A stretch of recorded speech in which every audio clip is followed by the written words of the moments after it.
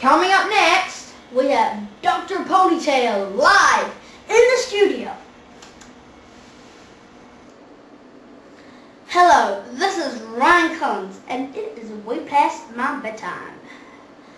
In the studio today, we have a local children park man, a civil defense historian, Dr. Ponytail. Good evening, Dr. Ponytail. Well, good evening, Ryan.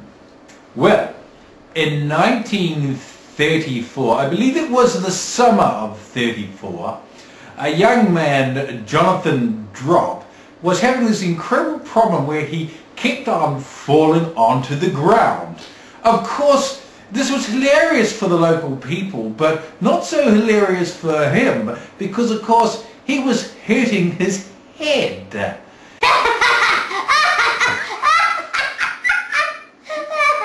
Later in that year, I believe it was around, it might have been July, early July, he met a man, Theodore Cover. And Theodore Cover had been coming up with this idea of covering his head from debris, falling. And of course, he then had a friend called Aloysius Hold.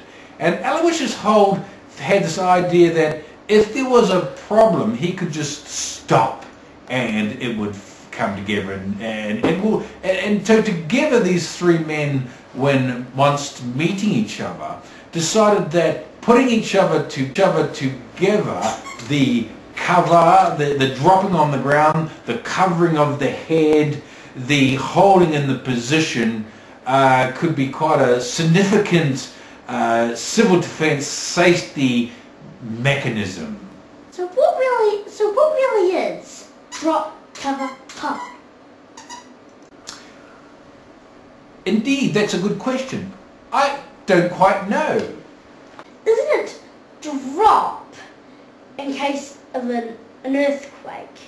Cover so things don't hold your head, so things don't hit your head, and hold that position until the earthquake's over?